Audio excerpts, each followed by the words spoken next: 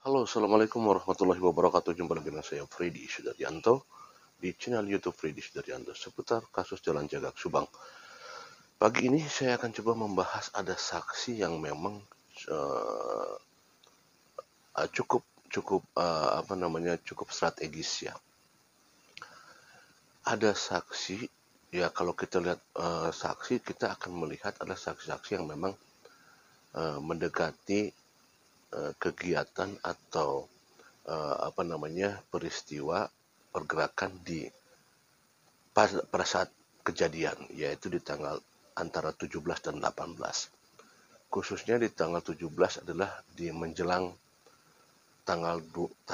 jam 12 malam, kemudian mendekati ke tanggal 18. Nah, ini apakah ada saksi-saksi yang memang mendekati ke arah sana? Mulai dari misalkan yang kita ketahui yang paling dekat sekali adalah disinyalir katanya ada saksi yang datang sekitar jam 11 malam atau setengah 12 ya.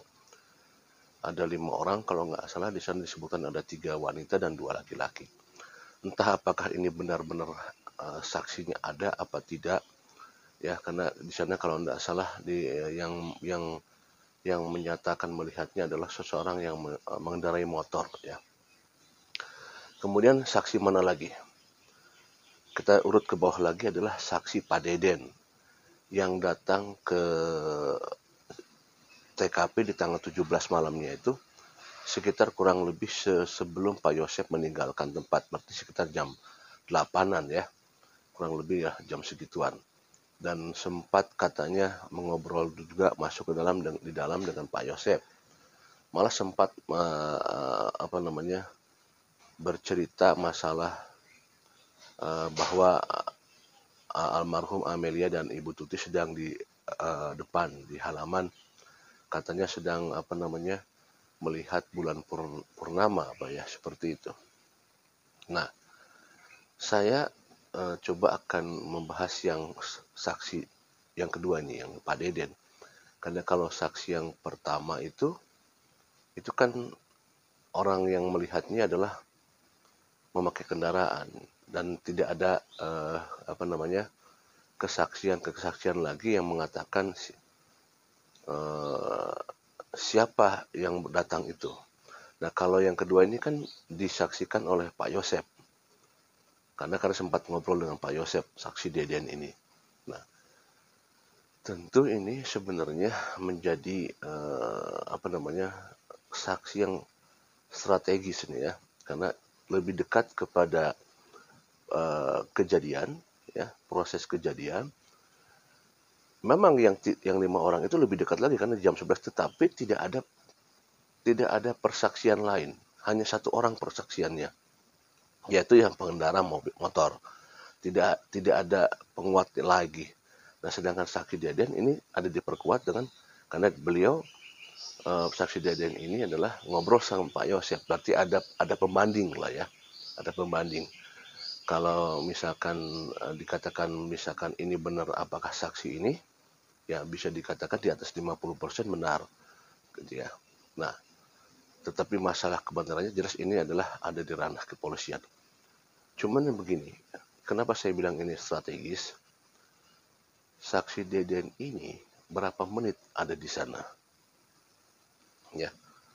Nah, ini kan yang harus dicoba digali oleh pihak kepolisian. Jam berapa sebenarnya datang ke sana? Kemudian berapa lama ada di sana? Nah, ada pertanyaan ketiga yang sangat krusial, yaitu apa yang diperhatikan oleh Pak Deden pada saat mulai masuk dari gerbang, ya, berjalan lewat halaman, kemudian apakah mengetuk pintu dulu ataukah Amel dan Ibu Tuti sudah ada di depan, kemudian bertegur sapa, kemudian ngobrol sama Pak Yosep di dalam. Nah, apa yang dilihat oleh Pak Deden di sekitar lokasi TKP? Karena ini kan krusial menjelang detik-detik atau menit-menit atau jam-jam kejadian. Apa yang dilihat di sana? apakah Pak Deden menyaksikan sesuatu hal yang rancu atau sesuatu hal yang meragukan atau sesuatu hal yang dia lihat ada keanehan. Tentu inilah yang harus digali dari Pak Deden sebagai salah satu saksi. Terutama yang mungkin bisa dipertanyakan kepada Pak Deden adalah bagaimana pertama ke sana, apakah barang-barang yang di sana, terutama masalah kendaraan, apakah kendaraan yang di sana yang kita ketahui ada mobil BMW, mobil Yaris dan mobil apa, apakah keberadaannya ada di sana? Ya, nah ini yang memang harus digali oleh pihak penyidik. Apakah Pak Deden melihat mobil tiga-tiganya komplit ada di sana? Ya, seperti itu. Karena ini penting buat nanti bisa menelusuri jikalau misalkan ada salah satu kendaraan yang tidak ada di sana, misalkan mobil Yaris tidak ada di sana, atau mobil Alphard tidak ada di sana, atau mobil BMW tidak ada di sana, ya misalkan. Kalau misalkan tidak ada, misalnya salah satunya kan itu nanti bisa berkembang lagi, ya. Berkembang dalam artian apa? Ditelusuri. Misalkan satu mobil itu tidak ada, sekali lagi ya, ini misalkan mobil Yaris tidak ada, kemudian kan ditelusuri.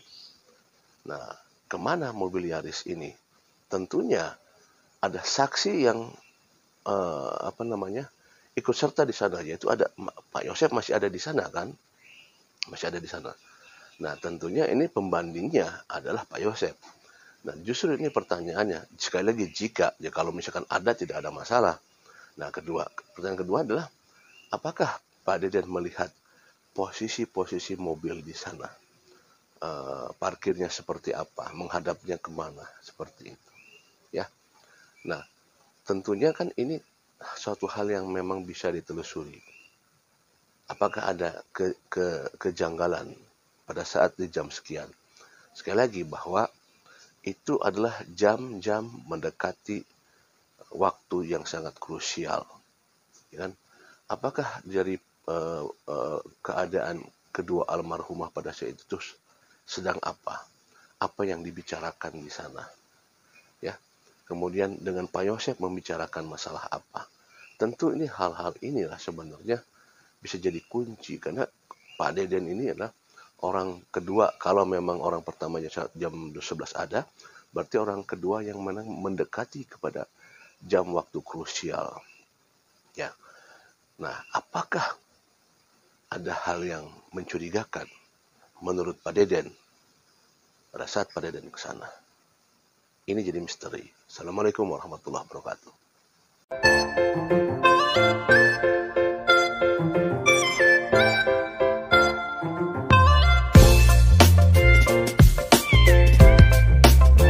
Assalamualaikum warahmatullahi wabarakatuh, sahabat Indra. Hari ini saya berada di halaman kantor Desa Jalan Cagak. Sudah saya hadirkan Mang Deden.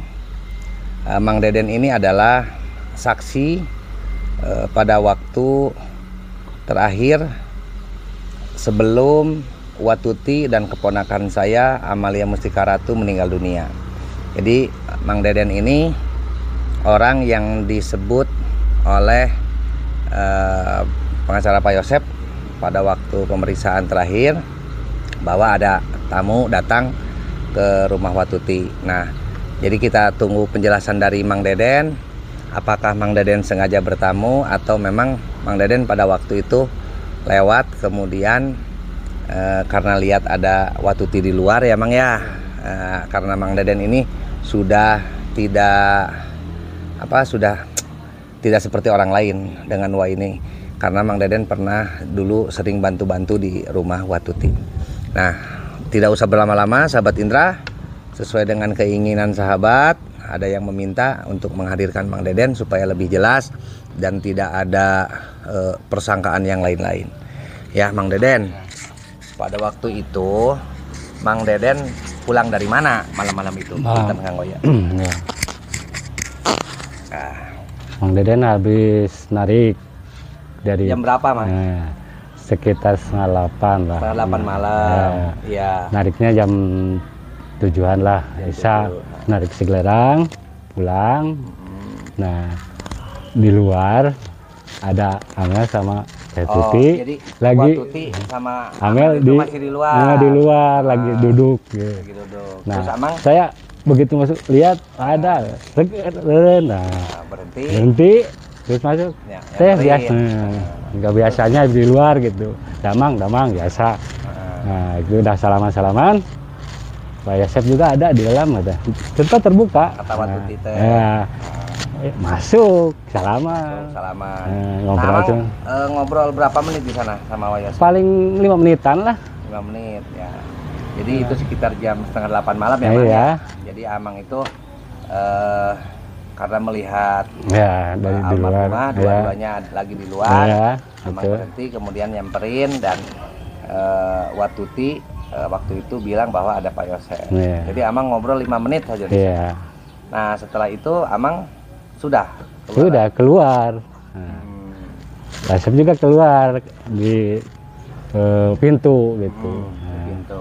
Ya udah gitu. Udah aja cuma 5 menit. Jadi sejauh mana sebenarnya kedekatan Mang Deden dengan keluarga Watuti ini? Kalau dulu ya waktu itu saya itu ya kerja itu maksudnya kuli lah. Waktu bikin rumah kan itu yang kedepannya. Katanya garasi itu bukan rumah yang di dak itu. Gitu. Jadi Amang yang kerjakan. Kerja dengan teman saya itu. Jadi Amang Manda sehari-hari ini ngojek ya, Mang? Iya, tapi Mang bisa jadi tukang juga. Iya, sekarang juga lagi kerja sebetulnya. Ah, ini saya dapat kabar bisa Mang Gering gitu ya, takutnya Mang sakit. Jadi ternyata sekarang berhenti ngojek itu memang Mang karena ada pekerjaan tukang. Iya, tukang. Capek jadi malamnya. Nah, iya Mang, saya mau tanya, ketika ngedengar begini, setelah Mang malamnya bertemu terakhir, dikasih tahu itu jam berapa, Mang? Udah siangan, Pak. Siangan dari kita jam 9-10 lah. Jadi ribut. Tahu-tahu dari orang-orang lagi kerja itu juga. Oh, Amang lagi kerja. Lagi kerja Cinangka itu. Perasaan Mang waktu itu shock. Wah iya. Luas lah, ya, kaget. Iya. Jadi karena semalamnya bertemu. Iya, betul. Kabias. Terus Mang begini, kan ketika Mang pergi, apa Wah Yosep juga ikut pergi atau masih di sana? Nggak tahu, masih di sana. Jadi Amang pergi aja gitu. Wah Yosep masih di sana. Iya. Jadi saya pulang itu ya pasti masih ada sih. Gitu. Masih ada. Jadi sahabat Indra, jadi Mang Deden ini adalah hanya cukup segitu saja. Jadi dia hanya 5 menit di rumah itu dan dia pulang ke rumahnya setelah dapat penumpang ojeknya. Jadi waktu itu Mang dapat penumpang ojek kemana itu waktu ke Siglerang. Habis pulang dari Siglerang, Mang mau balik lagi ke Pangkalan, karena Mang kan mangkalnya di sana. Iya, itu. Di perempatan Bandung. Iya betul. Ya, jadi pemirsa lupa. Sahabat Indra, jadi sekali lagi saya hadirkan Mang Deden walaupun lagi kerja ini karena memang saya juga ingin membuktikan bahwa channel saya ini paling terpercaya.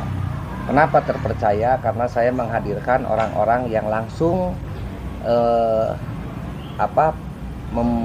menyaksikan atau mendengar kejadian-kejadian tersebut. Dan Mang Deden ini adalah orang yang terakhir bertemu dengan Watuti dan Amalia. Jadi Mang Deden sempat shock, sempat kaget juga seolah tidak percaya bahwa ada kejadian pembunuhan terhadap Watuti dan Amalia ya Mang ya. Nah itulah sahabat Indra, Mang Deden hatur nuhun, terima kasih sudah datang menyempatkan waktunya. Saya hanya ingin mengklarifikasi berita-berita di luar supaya jelas dan tidak mengganggu pihak penyidik dalam rangka melakukan penyelidikan dan penyidikan. Nuhun nyamangnya, jadi Amang juga kalau nanti dipintain lagi keterangan, janganlah, mudah-mudahan kasus ini cepat terungkap. Kami keluarga juga sudah lelah. Semoga Allah secepatnya memperlihatkan siapa dalang atau siapa pelaku dari pembunuhan ini. Ya sahabat Indra, saya ucapkan terima kasih. Pantang terus di channel saya. Wassalamualaikum warahmatullahi wabarakatuh.